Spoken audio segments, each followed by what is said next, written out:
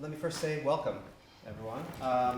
Welcome to the Campus Library, welcome to Birkbeck School of Arts, and of course, welcome to Arts Week here at Birkbeck. This is the first day of Arts Week, and of course this event is one part of that week-long event.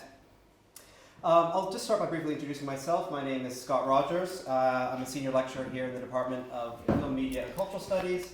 I'm also currently the Assistant Dean for Learning, Teaching, and Retention. And I mention that because part of that role, sort of an offshoot of that role, is I chair a group called Satellite, which is an experimental subcommittee of the School of Arts here at Birkbeck, which focuses on the critical, creative, academic, and pedagogical dimensions of learning technologies. And this is a group where we've been discussing many of the issues that we are going to try and discuss further this evening. So it's my great pleasure, really, to introduce as well as chair this evening's event, which is under the title Ordinary Digital Humanities. Now, what do we mean when we say ordinary digital humanities? When we hear the term digital humanities, we're usually thinking about innovative applications of computational techniques and technologies to research practices or perhaps to pedagogy. Or maybe we're thinking about the ways in which concepts, philosophies that we see rooted in the humanities might be employed towards or to work towards the study of emergent digital objects. So oftentimes when we hear the term digital humanities, we tend to think about the extraordinary, which is fine as far as it goes. But we also think we might notice that there are reasons for thinking about the digital humanities in a more ordinary sense, beyond the cutting edge. And this is one of the notable things that Catherine Hales does in her 2012 book, How We Think. And in that book, while she does go on in much of the book to explore quite interesting examples of cutting edge, extraordinary digital humanities projects, she begins the book by emphasizing what she calls the more low-level implications of digital technologies in academic life. So for example, things like email, departmental websites, software applications, web searches, social media, databases, and much more.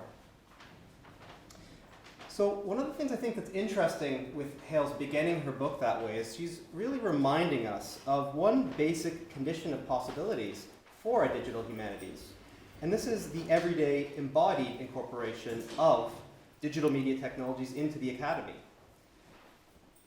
So the symposium we've organized this evening is an attempt to grapple with what we might consider to be the more banal, the more ordinary aspects or dimensions of the digital humanities. And what we're doing this evening is going to pay a little bit more attention to pedagogical practice in particular, but this doesn't mean that we're not going to consider connections to research practices or even to university administration, university bureaucracy. These things are all potentially interconnected. So let me briefly introduce our speaker as well as our two respondents for the evening. So first of all, beginning with our speaker, Dr. Lesley Gourlay is a reader in technology and education at the UCL Institute of Education, where she's also head of department for culture, communication, and media. Now, if you look at Lesley's publications, you'll notice that not only is she extremely well placed to address some of the issues that we're hoping to talk about this evening, namely the incorporation of digital media technologies into the academy, but I think she brings a conceptual approach which also will be, I think, provocative. So if you look at her list of publications, you'll see invoked terms like socio-material, non-human, mediators, posthuman.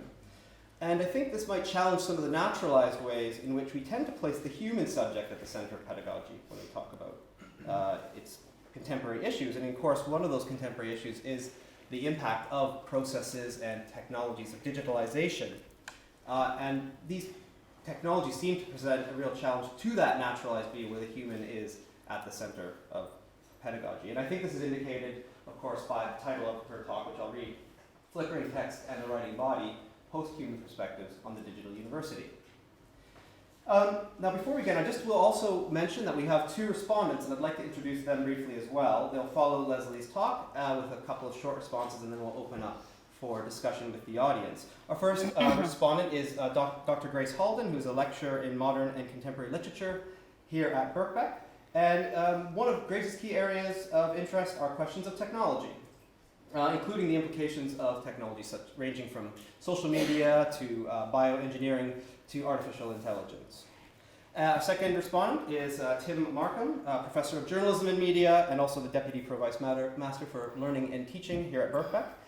Tim's work spans journalism, media, politics, as well as philosophy, and he's particularly interested in what makes media work meaningful. And towards this, he's for quite a long time been interested in questions of embodied everyday experience. And he has a recent book actually on media and everyday life which picks up on some of those themes. So without further ado, Lesley, would you like to begin? Yes, thank you. Okay, well thank you so much, Scott, for such a generous introduction. I just want to say how incredibly pleased and honoured I am to be invited to speak at this forum. It's a huge revelation and exciting discovery for me to find so many sort of fellow academics interested in the same areas. And again, just a huge privilege, and also to be given the opportunity to reflect on some of these ideas and to get some responses that will help me to develop this work further. I mentioned Hales.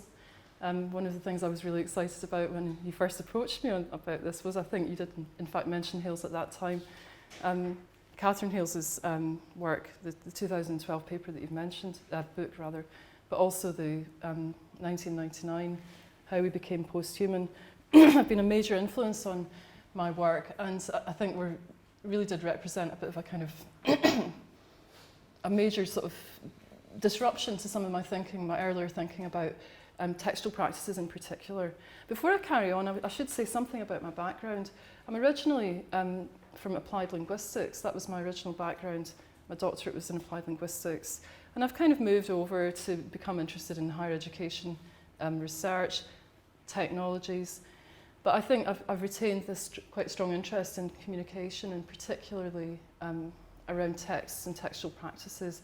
One of my day jobs is to run the Academic Writing Centre at the Institute of Education, so a very sort of practical, and I think you said even banal, in a good way, kind of set of interests around actual student practices, what we mean when we're talking about the construction of knowledge, academic writing, and so on. So although some of these ideas might sound a bit esoteric, I'm always very interested in what it means when we come back to pedagogy, research, and what it might mean for policy as well. So, maybe we can talk about that towards the end. You probably know this. I'm slightly intimidated by the digital humanities audience, I must say, because I don't know if I really consider myself, or if I can make the claim to be a digital humanities scholar myself. Maybe I'm kind of becoming one gradually, hybridizing myself. But no doubt you'll be very familiar with this quote.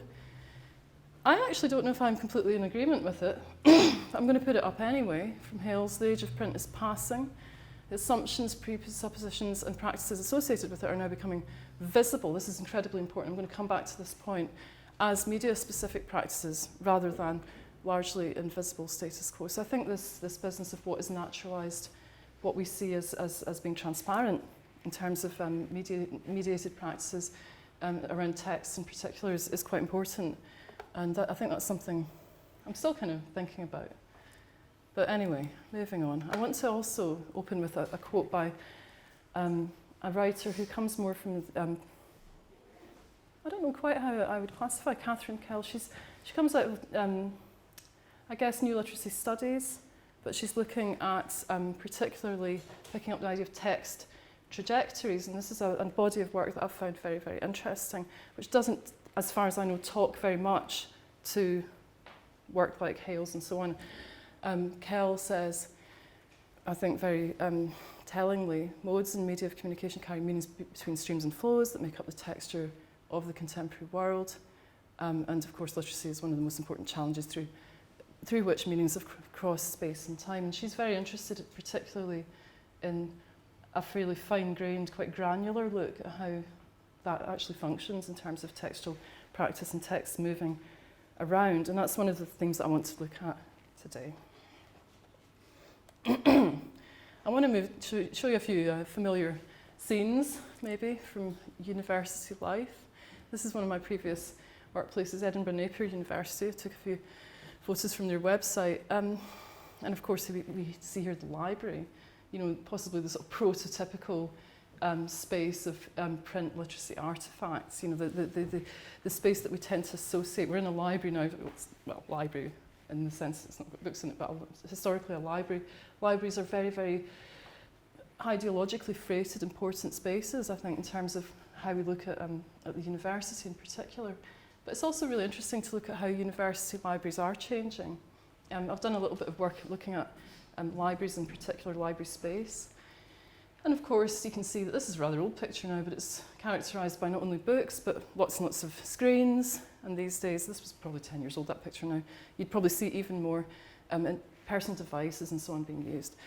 So arguably, you could say that the difference between the library and the computer lab is not so straightforward as it used to be.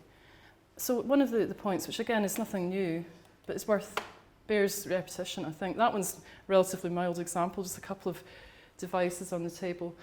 Very often we'll see all the students are like, for example, I've even got my laptop here, several. Oh, you haven't? Wow. When I go to talks at the educational technology conferences, everyone's got their laptop open. So again, this idea that the sort of space like the lecture theatre that might be seen as the kind of archetypal face-to-face ephemeral encounter in a materially bound setting is no longer that straightforward. So I think one of the important points, which I'm very interested in, is how the digital is actually changing not only educational practice, but educational built environment and space. For example, I don't have a picture here, but the very large kind of cinema scale lecture theatres that we have now. That wouldn't have been possible pre-digital. Obviously, not even a rolling blackboard can be that large, and the universities are built around that particular space. So the permeation of the digital throughout the so-called material campus is one of the first things that I think starts to disrupt binaries of face-to-face e-learning, face-to-face digital, analog digital. I think it becomes extremely problematic. I think it's very, very difficult to isolate any practices now that are clearly separated in those terms. So at the moment I'm talking about, I suppose, how we should look at the so-called material and analog set of practices as also digital. But the rest of my talk, I'm going to be talking more about how the digital is also itself embodied in material. Oops. One of my kind of little journey to all of this came by way of, I mentioned already, New Literacy Studies. You might be aware of that body of work. It comes out of applied linguistics and social anthropology. And it's really an interesting body of work which started to look at textual practice as socially situated, as being something which isn't a transferable set of skills. And in educational theory, this is incredibly important because, as you know, educational thought is rather dominated by notions of competencies, skills, and transferable skills in particular. And this permeates the university as well as schooling and so on. So one of the sort of insights, I think, of New Literacy Studies was to say that literacy, or literacies as it's often coined, is not something that you can carry around as a sort of cognitive either-or category that belongs to the individual and pertains to the individual. It's always and only ever realised in socially situated, in particular settings. It doesn't really exist outside of that. So we're not talking about the ability to read and write here, but more the way that literacy practices are enacted in social settings. So I think that's really interesting, and I found that really helpful. But as I moved on with some of my own work, I started to feel it wasn't quite enough in terms of the theoretical purchase it was offering to some of the practices that I was looking at. In particular, I'm interested in independent study practices, not so much classroom-based. Two things. I felt it didn't really adequately theorise the digital, even though there's some great work out there. But broadly speaking, I also felt that it was still situating this sort of objective analysis as being the independent individual. And I started to think more and more that even if it's the independent individual in a social setting, it just wasn't going quite far enough in terms of really opening up what was going on there. So I started to get interested in the notion of socio-materiality, particularly influenced by the work of Tara Fenwick. She's written some really interesting stuff around that. It's not in my references actually, but you can look that one up.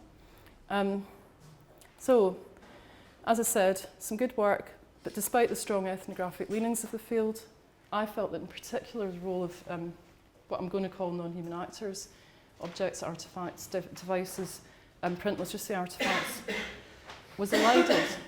They were seen as tools and described quite blatantly as tools. So there's this model of the user and tool, and that's one of several binaries that I want to challenge today, is this clear distinction between the user and the tool, or technology of inscription, or whatever you want to call it. I think the persistence of this notion and tool is a very powerful and quite ideologically freighted kind of notion within digital education, where the mainstream would have rather brave new world discourses about these tools that we're going to transform practice. So I think that's very problematic. So another point that flows out from this critique, I think, is materiality, space and temporality are traditionally seen as context, as elements of context. The backcloth against which social process, or in this case textual practice, whatever, take place. I think that's also worth considering very carefully if that is actually a valid assumption that we can think about. Because again, it reinstates and reinscribes a very strong humanist notion of the site of practice being the human only, and everything else being the tools and the context around which the practice takes place. You'll be very familiar with the work of Bruno Latour. I was very interested, obviously, in Latour's very well-known set of ideas about non-human actors. You'll be very familiar with that already. And he has said, probably most prominently in the 2005 book, that the standard paradigm of social science really doesn't see the objects as part of the social. So what I'm arguing is a recognition of this role would, I suppose it's several steps of embodiment. That's really what I'm trying to do, is kind of re-embody the literacy practices. So we've got it kind of back in the social. That's one step, that's great. Another step for me is to reinstate the kind of agentive importance of artefacts. And I'm going to give examples of this from a research project with my colleague and I did a couple of years ago in a minute. So let me do a bit more theory, and then I'm going to give some examples. Intermediaries and mediators, again, apologies if this is old hat to everybody, you probably know this already, but what Latour calls an intermediary is what transports meaning or force without transformation. Defining its inputs is enough to define its outputs, and he says that these are extremely rare. This is a transparent medium, right? Something that just takes one set of information, puts it in another place. This, I would argue, is effectively the standard model of how we understand communication in the university. He argues mediators instead transform, translate, distort, and modify the meaning of the elements they're supposed to carry. And I think that's really interesting and quite a helpful distinction. So I'm with the mediators here. I'm going to argue that a lot of the practices that we see involve mediators, some of which are non-human and some of which are human.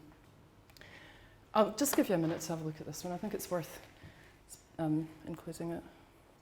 So yeah, again, probably familiar territory for many of you, but what I find very interesting about Hales is her interest in a sense, prosthesis and extension, but we're not talking literal cyborg here. We're talking about the notion of a much more nuanced idea about what it means to be extended out into the digital, into the artifact. It's like right now, I mean, I'm all wired up and all sorts of a whole network around me which allows this to happen. That's just one example.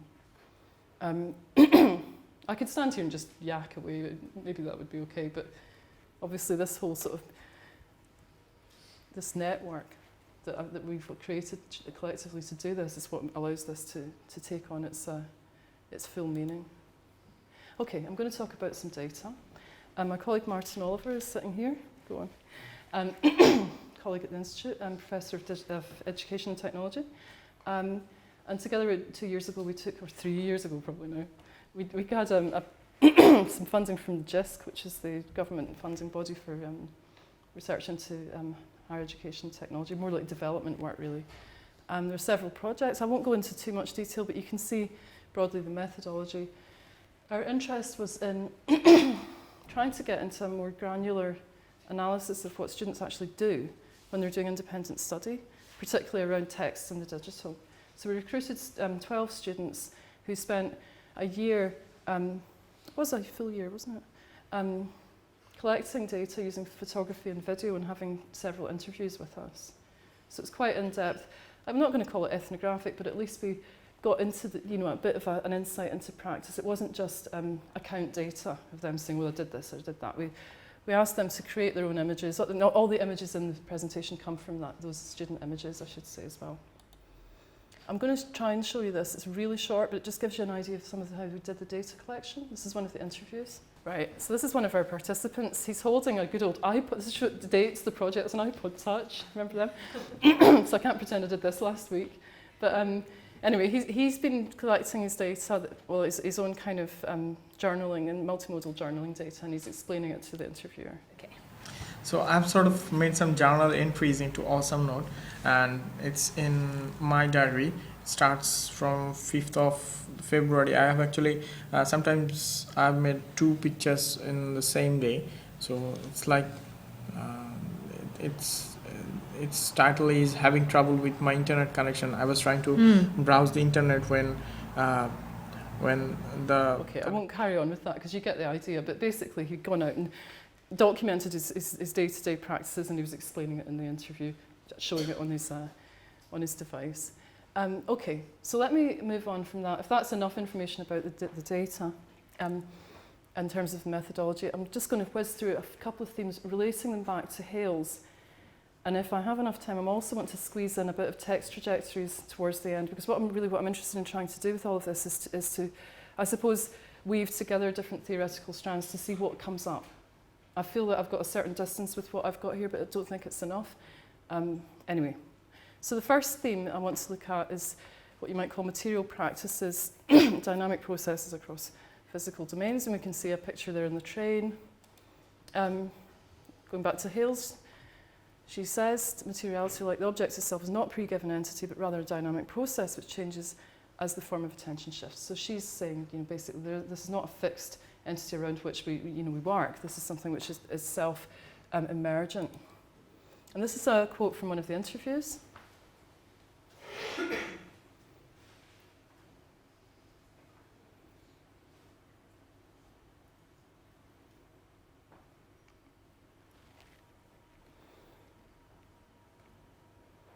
And we see this theme throughout the data.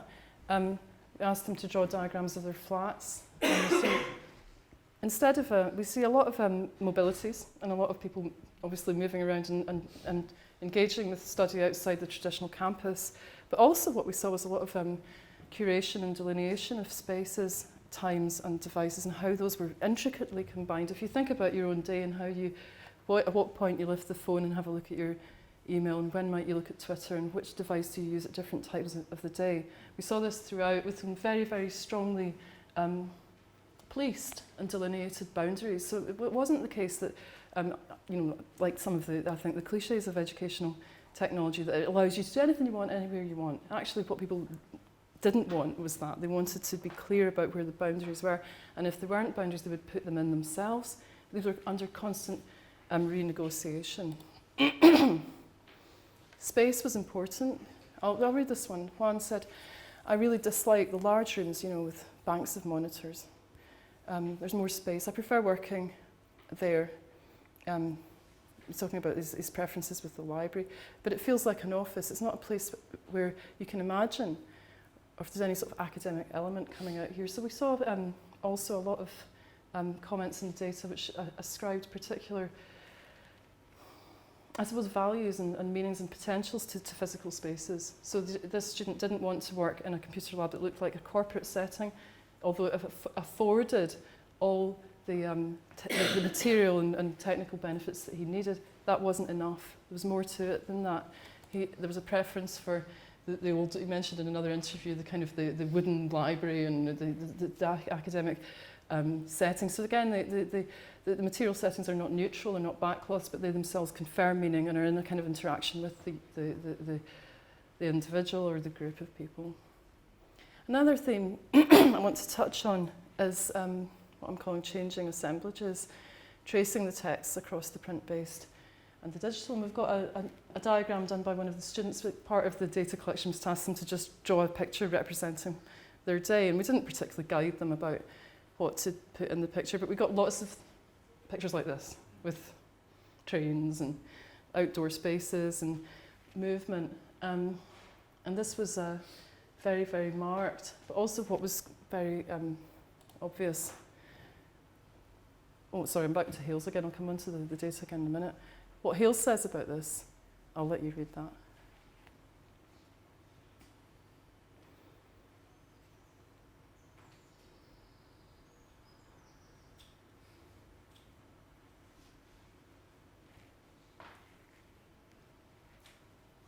Okay, so that was in the wrong order, so the picture should come after that. But I think what I take from this is very much going back to Scott's introduction, the idea that we don't have a seamless, friction-free, smooth operation through practices, but actually practices are bumpy and constantly under negotiation, always contingent, always changing, always imperfect.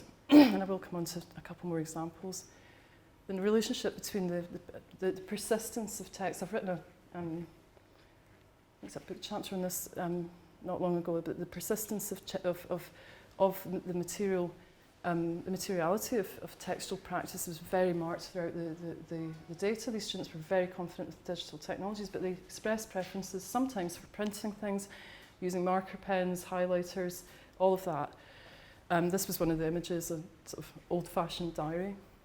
When I read it has to be physical paper, and so on. And we say that I could write a whole paper with marker pens. In fact, I should do, because it comes up so often. So that this urge to handle the text, to have the text as a physical entity, was not about functionality, in my opinion. In fact, sometimes it was quite not about that at all. It was quite a lot of trouble to get a hold of this text, to print it, even pay extra money to do so.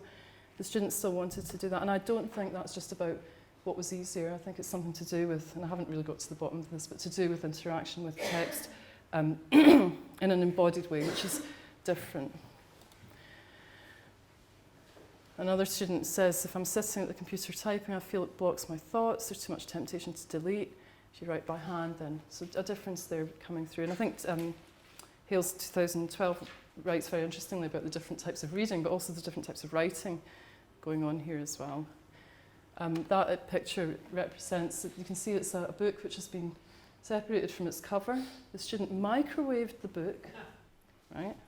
To make the pages all separate, then mass scanned it so that she could have it digitized. She was so keen on having everything digitized, it was like incredible. Okay, anyway, moving to my last theme. As I've mentioned before, devices and objects as human actors, non-human actors rather. Again with Hales. Like humans, objects also have their embodiments, and their embodiments matter, no less than for humans. This is where it starts to get a little bit like people, said to me, what you mean, you think they're going to get up on their legs and walk around. This is a different type of agency, but what she says is that objects acquire sensors and actuators. Is no exaggeration to say they have an umwelt in the sense that they perceive the world, draw conclusions based on their perceptions, and act on those perceptions. Okay, so we're not talking the tools that you just tell them what to do. But what I wouldn't want to do in this case was to collapse into a sort of techno-determinism which says that the machines are telling us what to do. I think the relationship is much more complicated than that. Just finish with a few more quotes from the data, which I think touch on that slightly. That notion of the relationship you have with your device. I don't know about you, but if I think I've lost my phone, I get quite upset. And it's not just because I'm going to have to buy a new phone. There's more to it than that. There's something else going on there. And you can see that students refer to their kind of devices as companions, even in an intimate kind of way. I think that's really interesting. And it's not something I've done a lot of work. Maybe there's people here who've got much more knowledge about that than I have. Okay, my last little pitch, I think I've got enough time for one more little idea. I mentioned text trajectories already. I'll just throw in a few references there for some of the writers. I think the The term was originally coined by Jan Blommaert in 2005, applied linguist. And it's been taken up and used by several authors since then. And I actually think it's a really interesting one because the middle point is the most important one. That as texts and discourses move around and are recontextualised into new interpretive spaces, the bottom point, in the transitions, not only do the texts undergo significant changes in meaning, but they themselves change the so-called context as well. So it's another sort of, I suppose, theoretical framework for looking at how that might take place. But one of the interesting parts about Kell's work and others is that they've done a really very detailed ethnographic work around this, where they've looked at the stages in detail, and not just in education, but more broadly in society. I mean, Kell's based in Cape Town, and she's done some really interesting stuff about how texts function and work and have effects in various settings down there, including, I think, township settings and so on. So it's very much an interesting kind of angle, which seemed to help, I think. Particularly for me, it helped me to look at print and digital text trajectories together. This is the same student who wanted to microwave the book and everything, but she'd still wanted, sometimes she just decided she was going to the park with a book. I think she even called it a book, a real book. I'm not saying that, somebody's using that with scare quotes. There's another picture with squirrels, but it was very much about her kind of, you know, there were obviously times where it just mattered to her. She didn't really need to have the paper book, but she decided that she wanted to do that anyway. Right, I'm going to finish with this very complicated looking, don't worry, I'm going to zoom in, diagram. This was created by one of the students to give an account of how he went about writing an essay. So the student obviously spent quite a lot of time on this. It was quite probably displacement activity rather than writing the essay. But let's have a quick look. What you see is the stages: library, computers, library books, IWE catalogue. This is before the merger, so it's IWE without UCL. Google Scholar, great. Then backup peer support. So already just in this little segment, we can see quite a complex set of different types of micro practices that are going on across various settings, digital and material. Reading, handwritten notes, then he's got his little sticky colour things. Printing, he runs over to SOAS because it's cheaper. He's got his girlfriend studying at SOAS, so he goes and gets the printing done over there. And so on. And it carries on, as you can see, and then the tutor gets involved and gives some feedback. And so the text is constantly moving back and forward. Sometimes it's on the page, it's back on the screen again, it's over with the tutor, it's developing, changing all the time. It's moving around the physical setting of the university, different times of day, a huge host of different practices involved throughout. And then he finishes it and he submits it in person and also online. And one of the things I'm really interested in is that document, that one there. That document is it's sort of masquerading as a print literacy artefact. It looks and feels like a book. It kind of is a book, but look at all the massive sort of bottom of the iceberg of activity that has gone on unobserved in order to make that be realised. I mean, you could argue that it was always thus, you know, you had to sit and read books and write notes, but it's so much more complex now when you introduce the digital to the whole sort of set of processes. So just to make a couple of conclusions, I think an analysis like this does undermine some of the common sense binaries about user, device, material, virtual, also I think author, text. I would go that far, and it certainly destabilises already unstable notions of the single human authorship and agency. I think it's very difficult to see the student as a single clearly delineated author. I'm not even getting into the intertextuality of putting together the actual material, which is another whole talk, and that's more what Hales was writing about in 2012. So I think that's all very helpful, and in some ways it's very easy to make a critique. You know, you can say, you know, binaries, they're no good, it's more complex.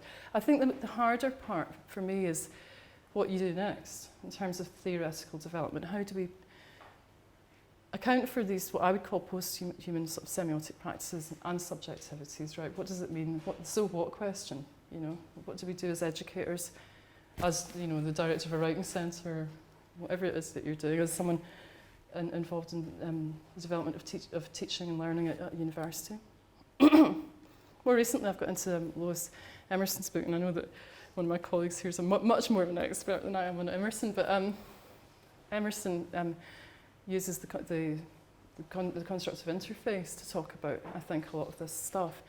I'm still not quite sure about where I am with that. I'm thinking about it. But what I found really helpful from Emerson so far is what she calls the need to move beyond the blinding seduction of the wondrous. She's talking more particularly about not just education, but the kind of apparently sort of sealed and smooth kind of interfaces like iPads and so on. When looking at text, authors and devices, that's my bit. She talks about demystification, the need for demystification of how this works.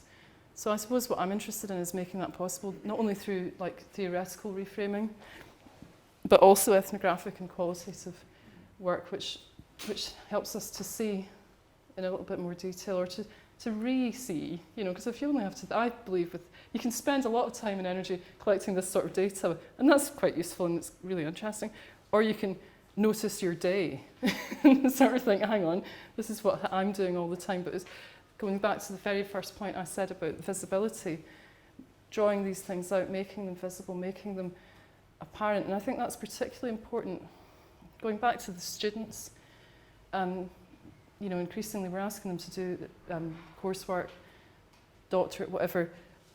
Give them the assignment, 3 months later that book appears. But what happens in between? This isn't classroom time, it isn't supervisor time exactly, but it actually does form in terms of the hours on the clock, and a huge element of the student experience is this stuff, which is very under-researched and quite unseen.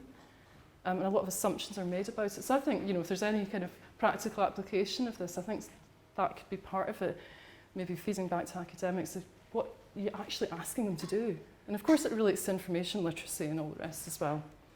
That goes beyond the scope of my talk today, but I think I'll leave it there. So thank you very much. Thanks.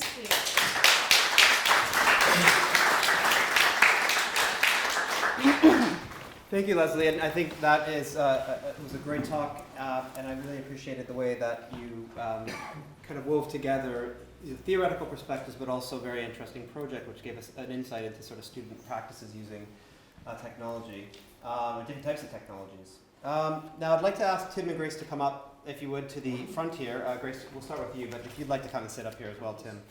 So what we're going to do now is we have Dr. Grace Halden and Professor Tim Markham give short responses to Lesley's talk. Lesley will have an opportunity to respond, but then we will turn to a more open discussion involving the audience as well.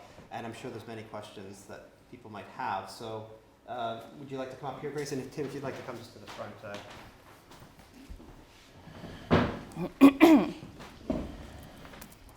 Do you want this? You should have it, shouldn't you? I suppose, well, we could just leave it here at the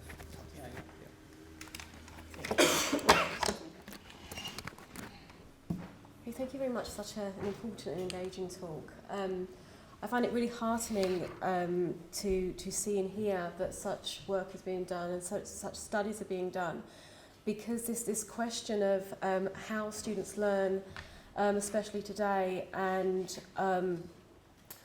what happens in the learning process in the sort of contemporary classroom, I think is so important for us as educators, thinking about how we're going to disseminate material, but also how we're going to assess this essentially when it's coming in, and how we're thinking about how students are existing in these spaces where we don't interact with them in.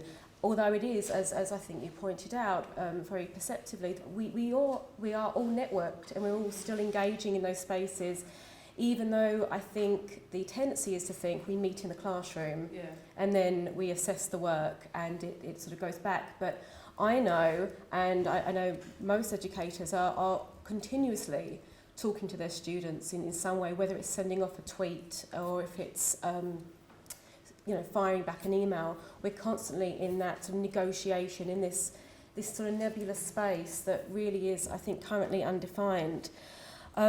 Like Lesley, I'm not a digital humanities scholar, or I don't identify as that. I think Lesley's far more a digital humanities scholar than I am. I'm really sort of coming to this quite new. I actually came to the Satellite Committee because I was struggling to work out, as a director of the MA Contemporary Literature and Culture, how to negotiate contemporary learning strategies with what was actually quite a traditional learning space. You know, students came in, were subjected to a lecture for an hour and 30 minutes, and then they fed back in the seminar with the print textbook. And then they would do a 100% written essay. And I was reflecting and sort of questioning and challenging, is this the best way in the 21st century of imparting knowledge and engaging with that sort of dialogue with students in such a sort of formulaic setup. So I was really thinking about this negotiation with the changing world of literature, because obviously I teach contemporary literature, but also in the changing way in which we view learning and how learning is now engaged with. So I think I'm really coming to this talk thinking about practical ways in which this can change my own practice, and very much interested in the binary you're exploring between device and material. And what really I found really important to me in your discussion was the focus on Hales, because part of what we do on the MA Contemporary Literature and Culture is look at how we became posthuman and writing machines. We look at technotexts. And this is really interesting because with technotexts, we're discussing the materiality of the text, the negotiation between form and content, and yet the assessment is 100% written assessment. So there really isn't the space for them to actually do that work. So what I was, why I came to Satellite was trying to think about these challenges and think about the students in front of me. As Catherine Howes once said, 10% of the people now cyborg. But I think that's actually, dependent on how you're viewing the term cyborg. Andy Clark would say we're all born cyborg now. And that's quite interesting if we're so embedded with this sort of technological process. But then I ask for 5,000 words on a subject where I've literally just said for 11 weeks, it's all about the form, it's all about the experiment. And yet I'm saying, right, you now need to sort of condense everything that you've explored into 5,000 words. And what I'm finding now is looking at the PGCHE and how they're really trying to focus on ways in which we can use technology in the classroom. So is there a way in which we can use student practice? So students who have got Tumblr, is there a way in which we can try to imagine this as a possible way of assessment, either formative or summative assessment? How students are using social media? Can we one day think about looking at that in class as well as just written assignments? As Lesley said, it's a bumpy practice, and I think it was still really in the sort of the mud there, trying to negotiate how we. I think in this rapidly changing world are going to transfer ourselves from this traditional academic practice into something slightly more sort of cutting edge, but at the same time, the anxiety I had, so the first experimental assignment I did essentially was getting the students to make a video in response to what they personally view the contemporary being. Now, when I reflect back, what I simply ask them to do is make a video. It doesn't really have any pedagogical sense to it. I just felt this burning need, they need to do something that's not an essay. So I still am working through that practice, which is why this talk for me was so enlightening and so important, because it's the studies showing how students are thinking about space and thinking about their learning, and the data that you gathered being them using technologies and using sort of drawings to try to communicate that, I think is really it's really powerful. For the digital changing learning space, I think it's really important what Lesley was saying about examining and challenging the binaries of the tool and the context, because I think that's essentially what we're asking students to do, even though they don't often, perhaps, especially certainly from my experience, have the ability to perhaps demonstrate that in the ways in which they're relating their knowledge. And what I loved is towards the end we were talking about how students love to touch. And I found that with contemporary literature, I expected so many students to come with Kindles and laptops, but so many wanted the books because they wanted to highlight in the books. And what I thought was really interesting was, from my experience, so many students like the classes where I bring in McSweeney's, for example, and they can touch and they can look at the different ways that paper print is being experimental, and it really makes me think back to what Hales was saying in writing machines, that in art history we tend to look at how the art was produced and the form in which the art was produced in, but we don't often tend to do that so much in literature. So really, I suppose my ultimate response would be that I think it's important to think about what happens in learning and why it happens, and trying to think about ways in which we can, as sort of facilitators of learning, really pull this out, not only through the learning process, but through ways in which we ask them to be assessed as well. Is that okay? Thank you. Yes, it was very good. Thank you.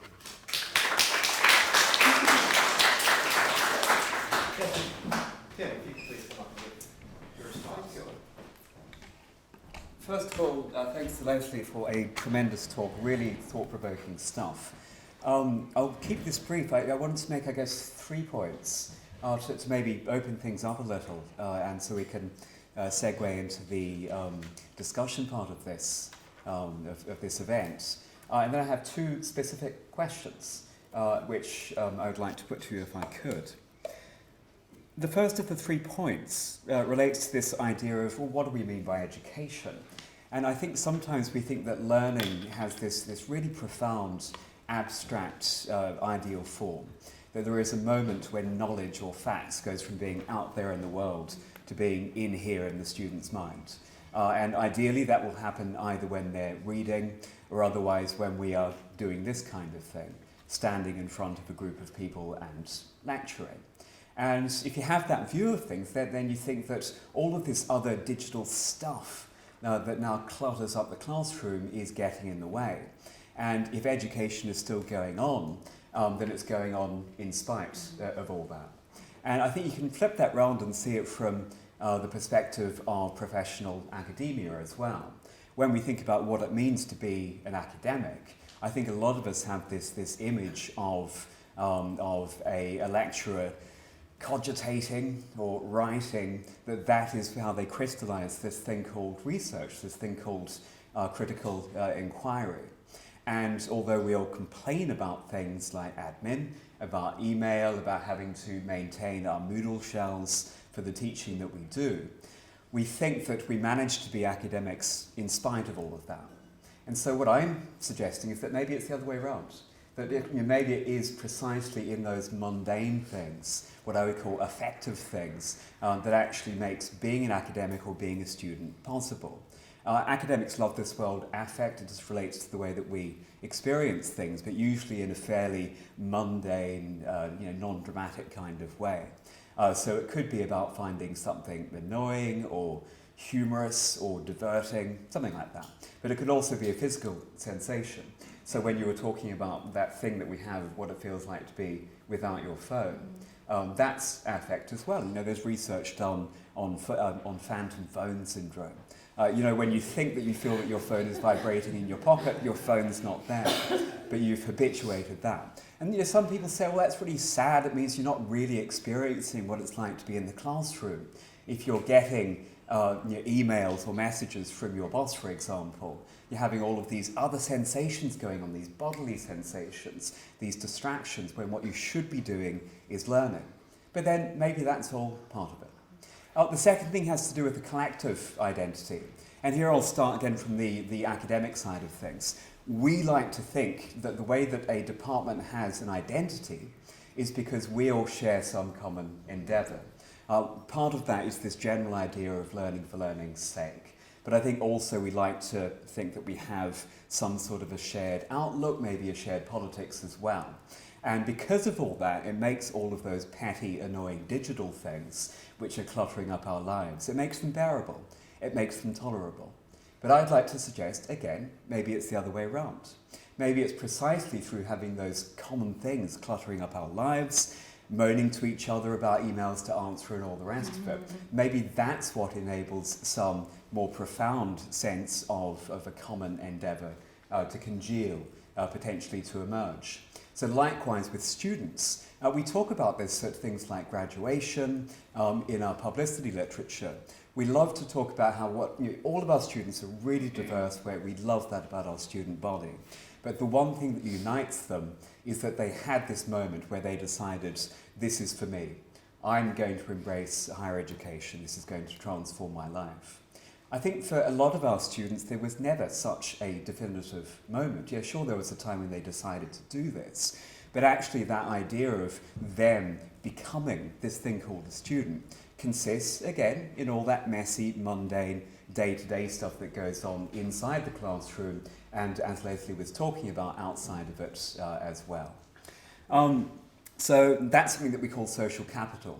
That matters as well. I don't want to drone on, but social capital can be either a good thing, so the social stuff that enables us to come together, trading jokes as well as serious knowledge, or again, moaning about stuff. Social capital is also about hierarchy. So an email that comes from Lesley as a head of department carries a different kind of status from someone else, because every social space is defined by hierarchy. We like to think of digital media as levelling things out a little. Maybe not. Maybe that's just not the case at all. Final point, this one's really brief, it's more of a philosophical one. It's to do with the whole idea of identity, who we are. We like to think of identity as coming from in here, and then we go and wield it upon the world as we go around doing things like teaching or learning or working or anything else. But maybe, just maybe, identity is precisely just that. It's just stuff to do and time to do it in. So who we are consists as much in all of those more ordinary things that we do with digital media as anything else. So, to wrap up then, the two questions. The first one follows on directly from that final point. If there's any truth to that, and I know that you said that you wanted to avoid this sort of techno-determinism, which I would certainly agree with, then how do we talk about the impact that digital media is having on our lives? I'm also very sceptical about this idea that it's completely transforming things. But Grace, I see that you're wearing, I think, an Apple Watch. Yep. Likewise, I'm very aware that my iPhone counts the number of steps I take in a day. And I'm okay with that, but I know that there are a lot of academics, maybe those of more of a Deleuzean bent, who would say that this is doing something profound to our sense of self. There's talk of selves being rent asunder by digital media, or just disrupted or undermined or something like that. And I don't like that sort of dramatic kind of way of thinking about digital media, but it is doing stuff, isn't it? It is undoubtedly changing the way that we do things and potentially the way that we understand ourselves. So first question is, how can we say anything about that? If we take this sort of more microscopic and ethnographic way of looking at things that you are. And the second one is just my usual thing, which is methodology. I'm such a methodology geek. And I wanted to ask you, these fascinating diagrams, for example, that your participants draw, what exactly do you think of those as being knowledge of? What exactly are they illustrating? That's it. Thank you.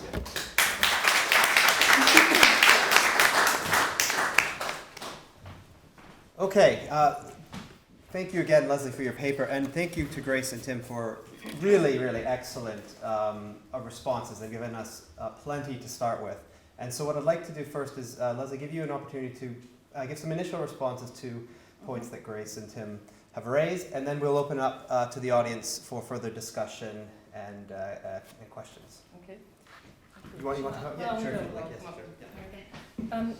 Wow, how long have you got? There's so much in there. That's incredibly interesting responses. I'll try not to take too long, but there's so much that could be said about that. I'll start. Actually, what I forgot to do was during my talk, I meant to draw out the fact that you used the word incorporation twice in your introduction, which I thought was kind of interesting because that relates to embodiment. So I just wanted to say that because it sort of seemed really apposite somehow, but also moving on to Grace's response, very, very interesting.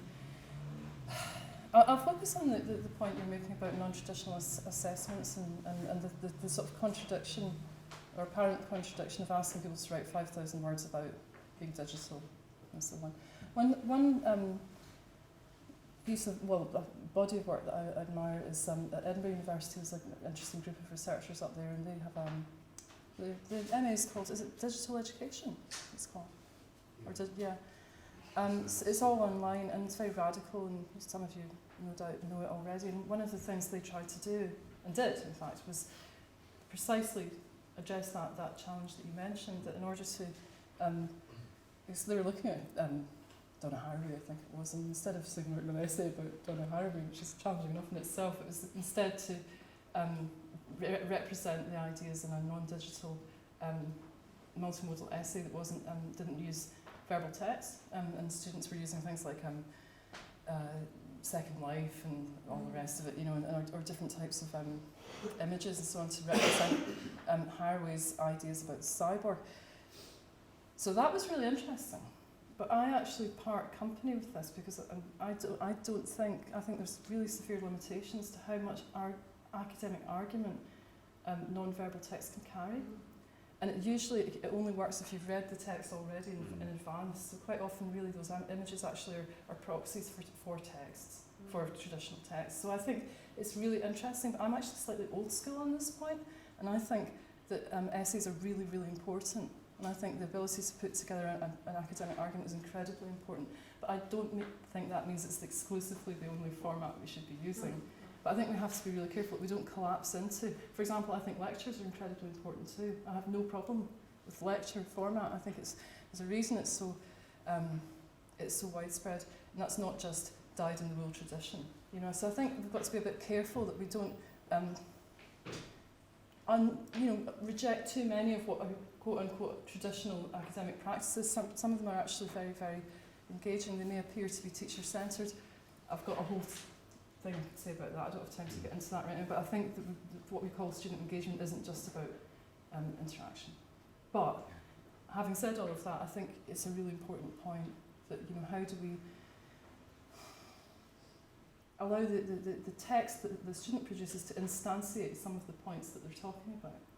Maybe the solution is some kind of, you know, sort of commentary text around an artefact, you know, which we see already in quite a lot of other disciplines. You know, so I think there are ways of doing it, but I would still want to hang on to linguistic text. I think it's incredibly important for all sorts of reasons, not least intertextuality and weaving together of arguments. You can't do it without that. I really believe that. And I wrote when was it again? It's a chapter in a book last year about this. We're basically arguing against the multimodal argument that we have to move away into a strong multimodality. I'm not convinced about that completely. Anyway, sorry, but I do think it's important. And I think there are some innovative practices out there, but I think we always have to hang on to what it is we're asking the students to do. It's not just about process. I think also, Grace, your point about, you know, the sort of, what I would read as sort of discourses of innovation, you know, the idea that, you know, the sort of, you know, the transformatory power of the digital. I think it's absolutely the case that it's qualitatively different, but, you know, I'm quite a fan of the rather unfashionable Kittler, Friedrich Kittler's work on the university as a media system through history. And if you look at how media has interacted with the university over the centuries, it's always had a very sort of co-constitutive effect on how people become lecturers or students. So I don't think it's absolutely brand new, but this gets me into answering one of your questions. I'll come back to that point, but I do think we have to be careful about sort of millenarian discourses of, you know, like complete transformation, as we saw in the data. And I would argue that, you know, what we're seeing is a kind of interweaving of new with pre-existing, pre-digital technologies that are still being used for good reasons. You know, and I don't expect that to change anytime soon. I saw a thing in the paper at the weekend about the sort of resurgence of the paper book. You know, after all these predictions about 10 years ago that we wouldn't have bookshops anymore, that's not happening. And I think it comes back to some of the points that you've raised about that isn't just about function, it's about emotion, embodiment, and the other types of reasons why we interact with texts and with meanings. So yeah, that's a bit of a partial set of answers there. I don't want to. I want to give more time for questions, so I'll quickly move on to your the second set of points. Being an academic, being a student. I wrote a paper a few years ago called "Becoming a Student Through Academic Literacies," and that was before I came across some of this other stuff I've been talking about today. But my thesis then was that students only really became students through practices. That was that the identities were not separated from obviously the practices. So I think you kind of touched on that. And I would say the same thing about being an academic. Mary Lee did a really interesting piece of work about everyday academic digital literacy practices, where they looked at email, memos, post-it notes in a lot of detail, and they got the academics to bring in every text they'd written that day. And that was like the texture of their day, the way that they actually enacted and became and continue to be academics. They would argue there wasn't really any other site. That is it. That is the site. But then I would say that because I'm quite in this sort of strong wing of that kind of way of looking at social practice, that I just don't think it exists outside of the particular. Anyway, just trying to answer your questions. How do we talk about impacts without collapsing into techno-determinism? That's a really good question. I think it's disingenuous to say it's just the same as it's always been, it's just a new technology. We've always had technologies of inscription. I think that's true, but it's not enough. I think that is the case. I think it's important to keep that in mind. But I do think there are qualitative differences in terms of obviously quantity and speed and connectivity that do make it different. So I suppose the answer is a little bit of a fudge, but I think what we shouldn't do is talk about it either in a, which educational technology is dominated by two positions on this. Either it's, everything's going to the dogs, collapsing standards, plagiarism, and the students can't write anymore. That's one position. Or the only other available position seems to be it's going to transform everything and make us able to learn so much better, more efficiently anywhere we go. So there's two very strong utopian, dystopian positions about this, and there's not very much in the middle. So I suppose what I'm interested in is just trying to do research and theory work which allows us to find some space in the middle where we don't fall into one or other of those traps, because from practical terms for educational research and practice, there's millions of pounds being spent on, quite often guided by nothing more than those positions, one or other, or a sort of flickering back and forward between the two, dominating educational policy. So I think the messy kind of in-betweenness is difficult to encapsulate, but I think and it's very difficult to communicate as a piece of research to influence practice. And when we did this work at the Institute, we tried to take it to the senior management and so on and say, look, this is what's going on, it's not that simple, and what can we do instead? And we did get some success around that. One of the things I wanted to see was annual focus groups and research with the students funded by the universities, because it's such a fast-moving area, so that we're keeping in touch. That didn't happen. But I actually would advocate that. I think just in practical terms, just keeping in touch with what people are actually doing. Maybe not such an elaborate project as that, but I think that's the only way to talk about it, to think about it, is to focus on the practices. And finally, your question. Sorry, I'm just opening this. See, I need my prosthesis here. I can't do it on my own. Contracted it out to my Mac. The diagrams and what they represented. I used visual methodologies, and I've used them quite a lot because I sometimes want to move away from contextualising the experience. So I don't want another text, even though you do get another text because you have an interview, right? But my experience of doing self-account data about interviews about student practices, if I sit the student down and say, so how do you go about your study? Oh well, I'll at the library, and sometimes I'll go home and I'll read some books, and it's very, very general and very bland and not particularly interesting, I think. I very often have found it's quite hard to get sort of rich data that way. However, I'm not a fully fledged ethnographer following them around either. So an attempt was, the visuals were partly because I've used journal data, actual written journals with students before as well, but students get bored doing it, they tend to drop it, it seems like a chore. Plus abstract things too much and try to analyse. So I wanted to use images as heuristics, right? So they're not really objects of analysis. They're not. I'm not doing multimodal discourse analysis on the images themselves and saying, right, this is the object of analysis. Let's look at why they put this squiggle up here or something like that. They were more meant to stimulate the interviews. So and I don't know if that answers the question, but I think that's really the status of those images. If I was doing it again, I would change things a little bit methodologically, but that's a bit of a long story, so I won't get into that right now. So I don't know if that answers the points that you raised, but yeah, I'd be really interested to hear some questions from the audience. Thank you very much, Lesley. Those are comprehensive and really interesting. Yes, prosthesis responses. And I mean, I have loads of questions myself, but I won't do that and ask them. I'll turn it over instead to the audience. And yes, Wallace. Hi, hello. I enjoyed your talk very much. My name is Wallace. I wonder whether you have heard of the book The Myth of the Paperless Office. I've heard of it. I've not actually read it. It sounds really Richard interesting. Harper and Abigail Selden. Okay. And the thing is, they studied like around the 2000s, people in work environments and how they use paper as well. There was a time as well in which they were kind of thinking perhaps with all the digital technologies, we will produce less paper in the office kind of thing. Which made me think about your students. And they look at how people use paper and why, and come to a certain set of conclusions out of that. But then I thought, well, if you compare that to what you have here, although, of course, there are different sort of circumstances of work, perhaps, and different outputs, but still there can be certain commonalities between the two. So this is like my anthropological thinking, where comparing different sites and different sets of practices with paper and writing could perhaps be useful to theorize of what you're talking about.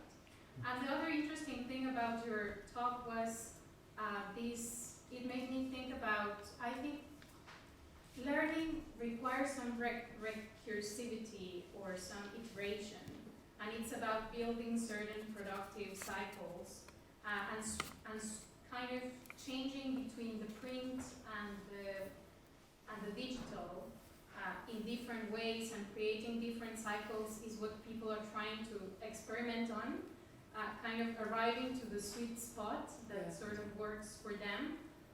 And it happens across many areas of life, but would be very interesting to think about how to create these kind of cycles and to reflect upon them in your work. So I would be very interested about that.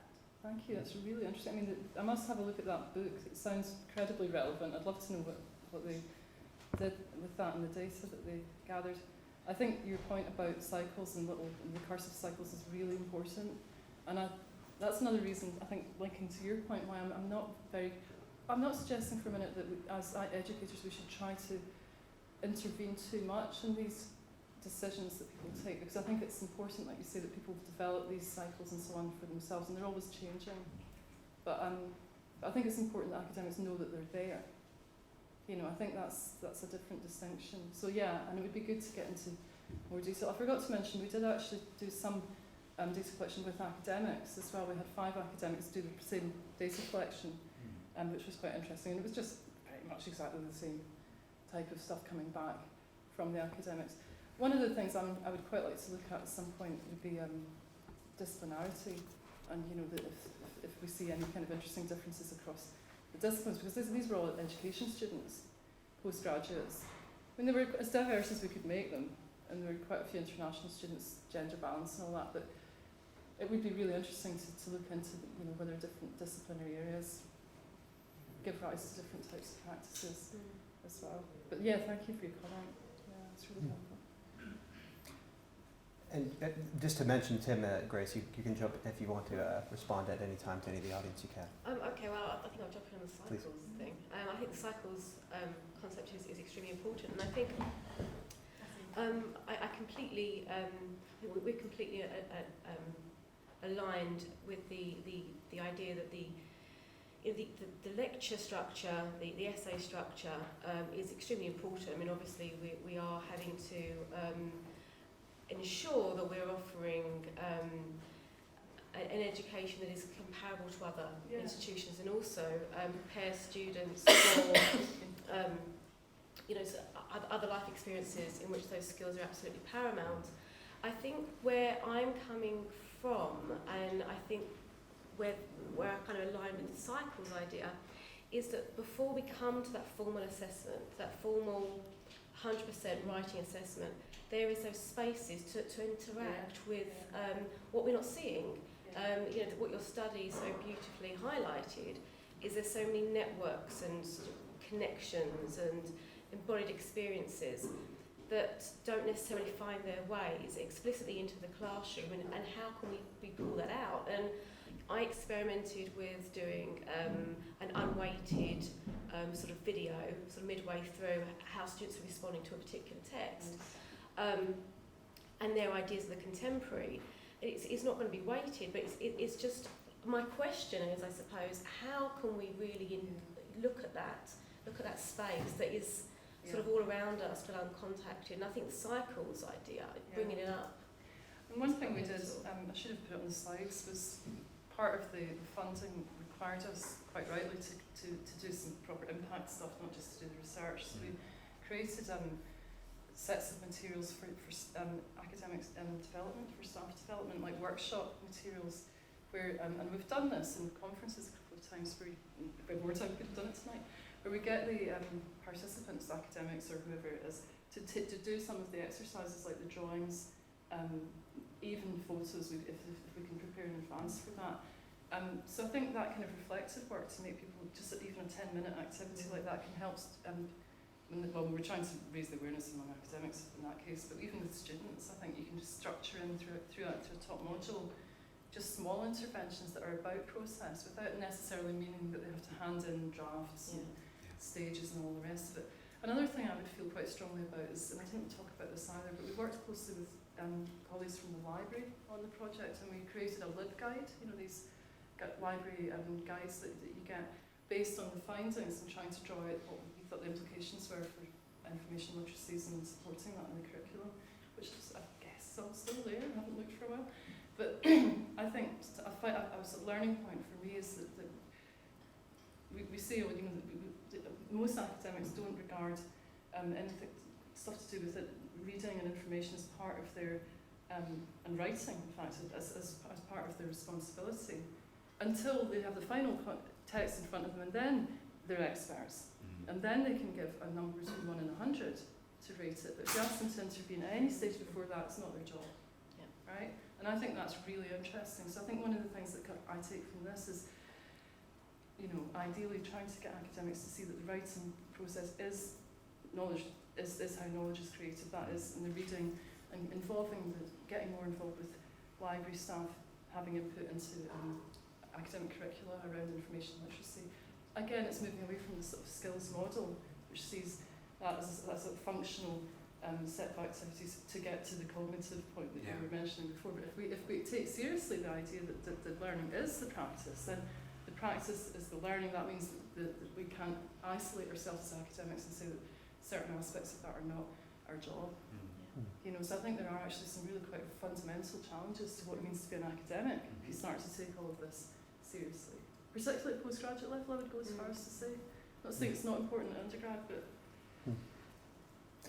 There's a question. A little bit. There's a question at the back here. Thank you. Thanks, it was really stimulating. Evoked a lot of thoughts. Can we go back to the slide in particular? One of the last ones? Which one does it? Oh, shall I go through? And a lot of text, it might be that one. Oh, hang on a minute. Let me go towards. Oops. Let's go towards the end, and you can tell me what one it is. There's one towards the end about the author on it. All right, I'll try and find it. Oh, I'm lost now. I'll whiz through these, and we'll hopefully find it. Is it that one? Yes, the author. that one. Okay. So it kind of made me think that towards the end of Michel Foucault in the Birth of Politics, it talks about how we have to understand liberalism. Yeah. He said we don't understand it, we shouldn't understand it as a philosophy. We've got to understand it as a way of being, Yes, doing. absolutely. Yeah. kind of wondering, all the people you've talked about, they understand posthumanism as a philosophy, but they don't seem to understand it as a way of creating or doing. So, you know, you're talking about destabilise this notion of single stable human authorship, Yeah. but all the people you've talked about, Catherine Hales, Bruno Latour, Donna Haraway in there, we can throw Rosie Braidotti on it, they all act as kind of very typical liberal humanist authors. There's no difference between the way that they write books, Yeah. particularly the books that you've mentioned, Mhm. and anybody else for the last maybe 200 years or so.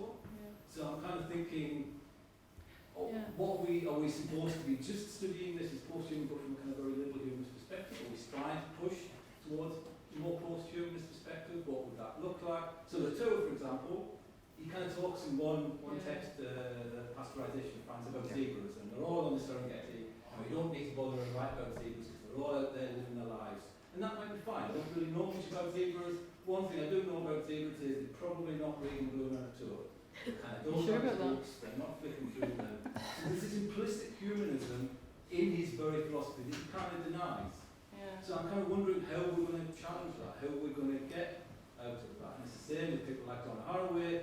You know, animals can't have copyrights. As soon as you put a copyright on your book, you're like saying, I'm this liberal humanist figure. I'm not a zebra. I'm not a selfie-taking monkey. I'm definitely not one of those. And you're just reinforcing that. I'm just wondering, is that okay? We can just delete that? I actually think it's okay. I know exactly the point you're making, but I part company with you because I don't entirely accept that to participate in traditional authorship practices is inherently contradictory with a posthuman perspective. I think but it comes back to, I suppose, it's the same discussion we were just having about what the status of the text itself. That, you know, in order to demonstrate a posthuman perspective, I don't think it's strictly necessary to have a sort of non-traditional textual set of practices around that. But I know that others disagree. I mean, I've had this challenge. I was witness to the same discussion at a posthumanism conference a couple of years ago, where a lot of people were taking maybe more the transhuman kind of perspectives, which is saying, you know, you've got to, it's not going far enough. This is still just a set of ideas. So yeah, I suppose I take your point, but I am okay with it.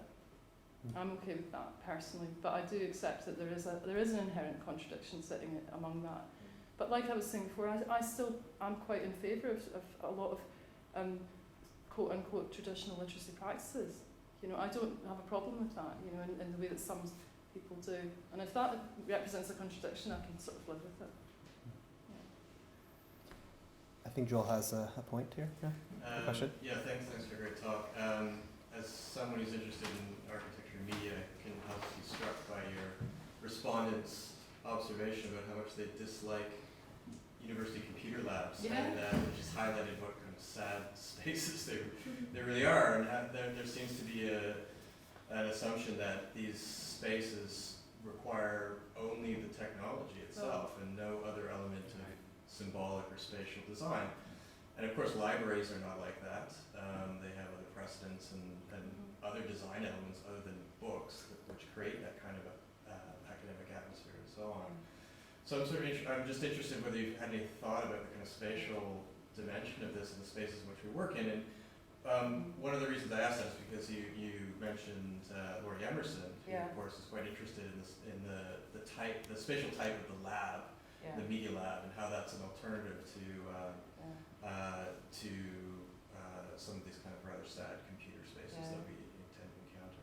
I'll make a brief response and hand over, but one thing that this reminds me of is a recent visit to Edinburgh where one of the researchers up there, Philippa Shield, is doing some really interesting work on library spaces, in particular looking at the kind of I guess the sort of symbolic value of some of the aspects of those spaces. And what she's particularly interested in is this concept of dense space, of space which carries a lot of density, a lot of meaning within the materiality of the space and the knowledge of the history of the space.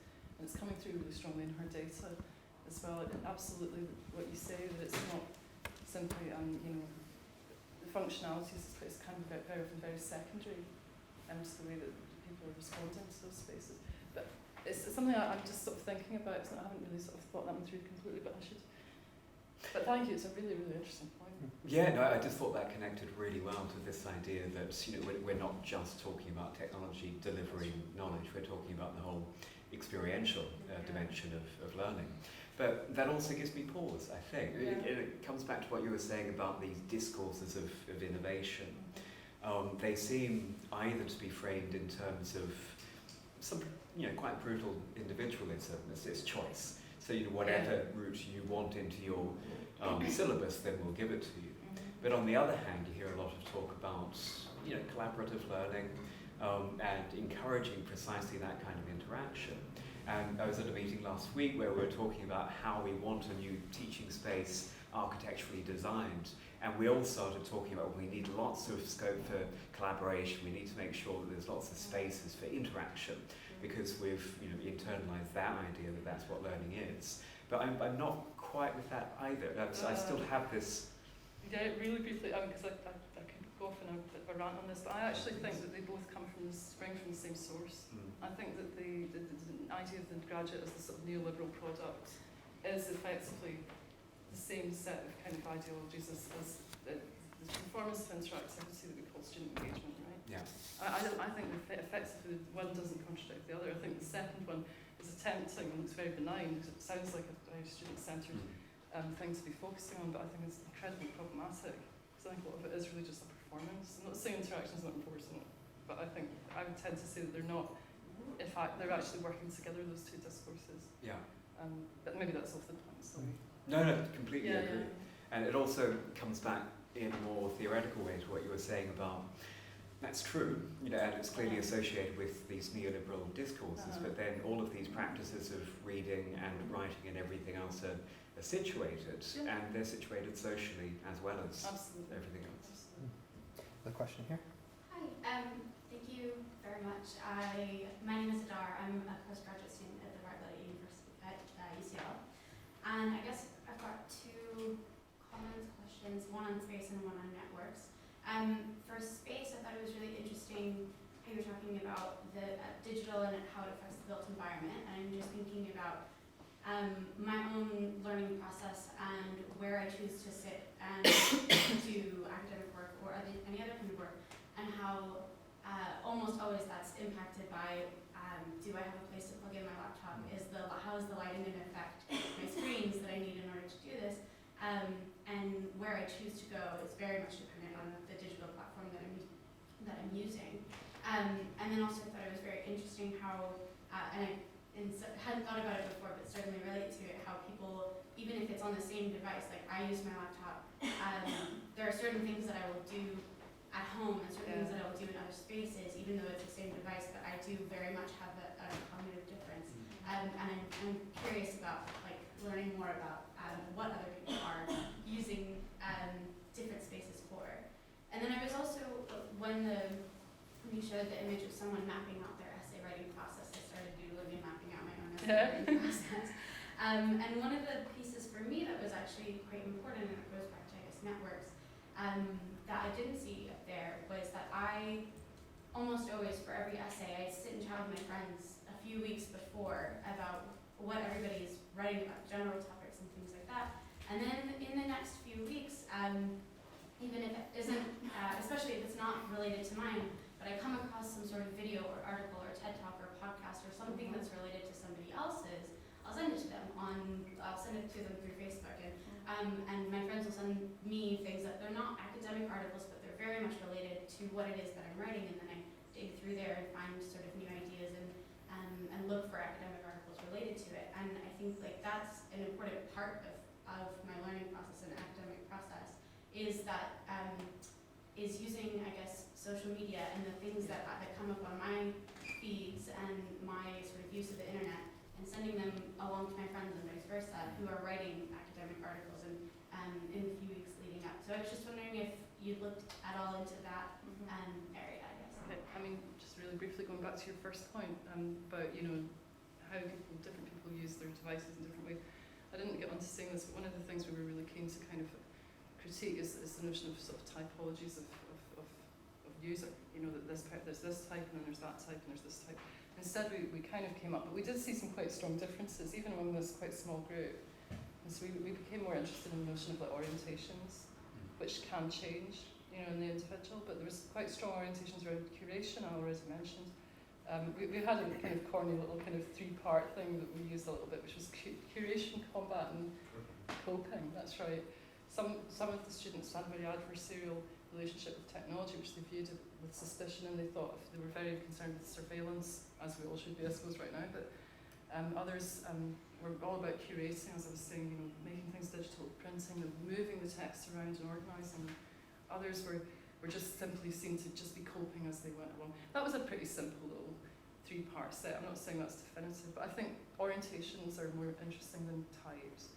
But your second point about social media, I think again, we didn't get into that in a huge amount of detail, it didn't really come out, but I think it's another example of how we can't draw a really clear line around what's an academic text and what isn't, and what flows into an academic text is not just other academic texts as well. And I suppose that comes back to the authorship, multiple authorship point, but sorry, I should pass on to well, I think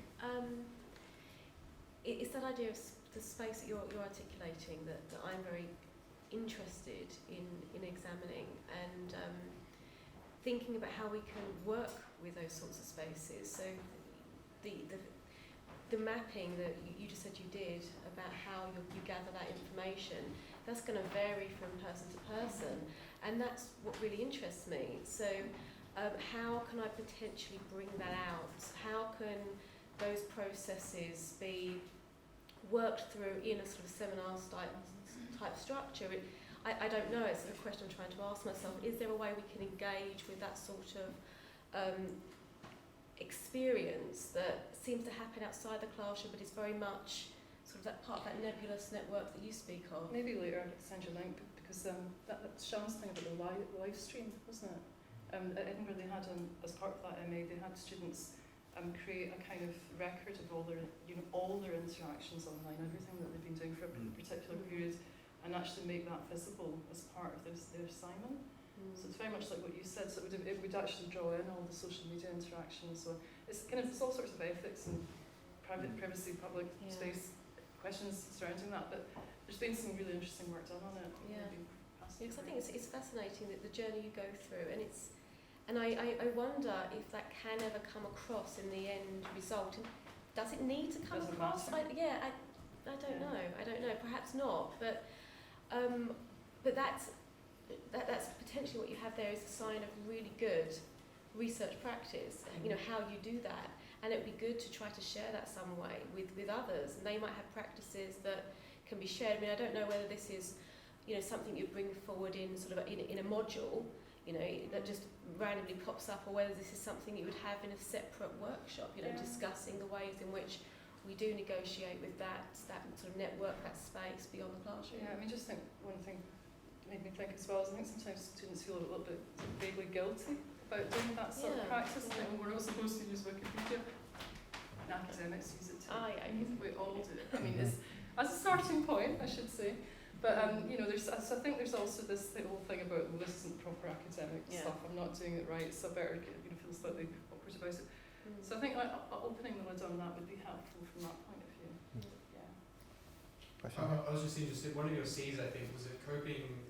I think what was it again? Curation, coping, and combat. Combat. I was thinking about the combat one, and one thing hasn't come up, that at least I haven't noticed, hasn't come up that much in today's discussions, being the resistance, like the resistance from the student body to the requirements that are being put upon them, which has always been there. And I was thinking about Diana Boyd, who's a she's very good. Absolutely. And what she would think about this. And I was another example from my undergraduate years where we were required to blog several times a week, and for the entire semester as like getting that cycle going, so that at the end it wasn't just one thing. But, a lot of students figured out that you could retroactively date your blog posts. And, I think it was WordPress. So everyone, of course, did the same thing. And of course, this idea of like spreading this ability to resist the constraints of that assignment around the student body was and it got me thinking about what do you guys think about this idea of like moving hierarchies onto these like the power hierarchies within the classroom, within the university, onto these platforms like Moodle, I think was mentioned, and I'm trying to think of the one that we used, Blackboard. Yeah. Well, I think a couple of things. I mean, there's been a whole lot of work done on VLEs versus, you know, the non-institutional social networking. That actually, it's not really much. People know just like more experts than I am on that. But one thing I think is worth, I would argue, is a couple of things. Anything that involves a written text as product will end up being a performance, especially if it's public. You know, so I mean, I do this. When you pre-write something, I'm going to put it on a discussion board just in case you make a lot of mistakes. The students have got this down to a fine art, and I think it takes a very clever moderator to try and subvert that process. It's not impossible. I don't think these are, I'm not being cynical, I think those boards can be quite useful, but I think they can also be very performative. But there's also this whole thing about as soon as you take something that's quite cool and that people are using outside the university and try to bring it into the university, then it's no longer cool. They don't want the lecturers in there. So I think there have been quite a lot of, you know, kind of valiant attempts to do that, but I don't know, I mean, experts in the audience could maybe say a bit more about that, but I think there's just some irresolvable tensions around some of that stuff. I haven't got the answers really, but I completely recognise the phenomenon. So okay, there's two questions. If there's one more, what I'll do is I'll collect these all at once, and this will be because we're sort of at the end, but we've scheduled this at the end, and I think it's important to end on time because there's wine and there's things back there to have, and we can have our conversation as well. So is it just these two questions? Any others? Okay, so you were first, and then you at the back, you can follow on, and then anyone from the panel can respond to both of those questions as they wish. So you had mentioned in your presentation the sort of idea that like the tool and the human user, sort of the way they interact, the tool becomes like an extension of the human user. And as an undergraduate and an instructor in a sort of extraordinary digital humanities course that you had mentioned, where we're doing more serious like computational methods, I was interested to think about like how someone with more knowledge of like how a computer works and like how to write their own programs, how that interaction is different. Just this question here first. I was thinking about how do we make digital humanities more mainstream when the technology is going to become used in a much more everyday, across a wider spectrum.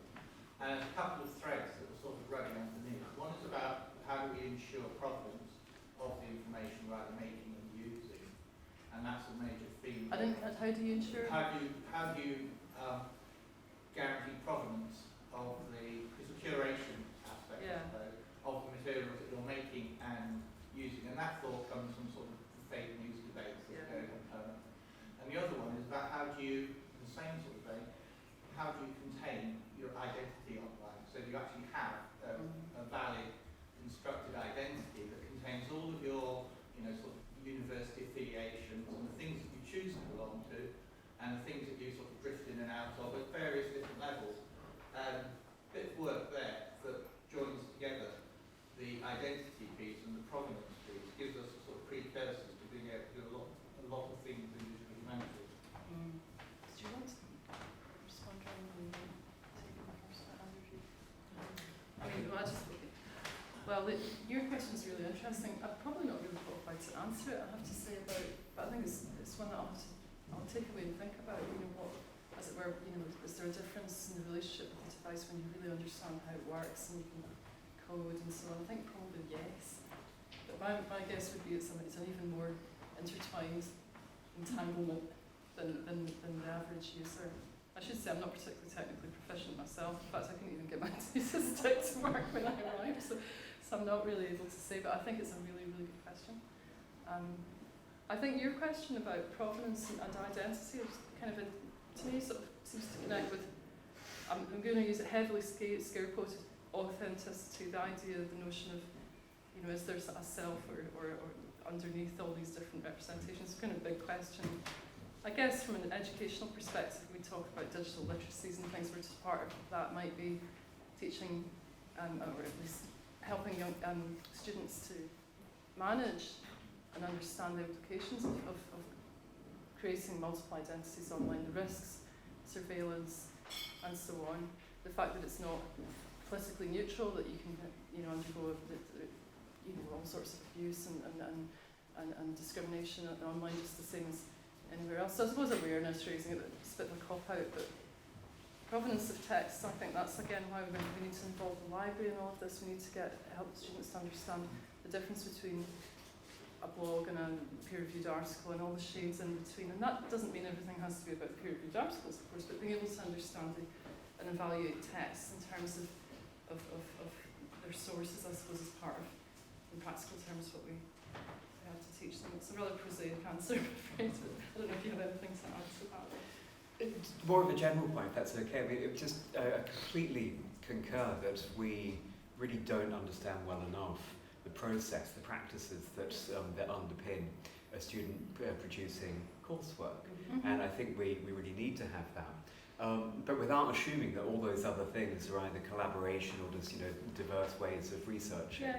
Some of it's just stuff, but that's still important. Sometimes when students are writing essays and they're getting in touch with each other, they're not doing anything instrumental. Sometimes it is just them getting in touch, but that still counts. Yeah, absolutely. Right. Well, if that's, I think maybe this is a good point to bring things to a close. And just a couple of things to say. First of all, thank you everyone for coming and for your contributions. I hope you got something, a lot perhaps even, out of the event. We do have some wine and some quite nice nibbles at the back. I hope as many of you who are able to stay can. And one thing to say is that because this room involves spilling over into that area, I would hope that you could use the sort of network culture you've incorporated into your bodies to, collectively move the chairs around and create some space. The other thing I wanted to say, these are not the end of these conversations. So we are continuing these things here at Birkbeck, and actually just on the 24th of May, we are going to be having a seminar with Leo Halden, who's right here in the flesh. You can pre-quiz him about, he's going to be talking a bit about this question of openness in education, which of course is very much discussed in a context of the digital. And he's going to give you the title of his paper. It's Openness in Education, Content Collaboration, and Connectivity. That'll be on 24th of May, 6 p.m., room G01 in this building. So if you are interested in these sorts of issues and want to hear more, Leo's going to be giving us a paper then, so I hope you can come to that. But with that, thank you everyone. I think we should give the speaker and the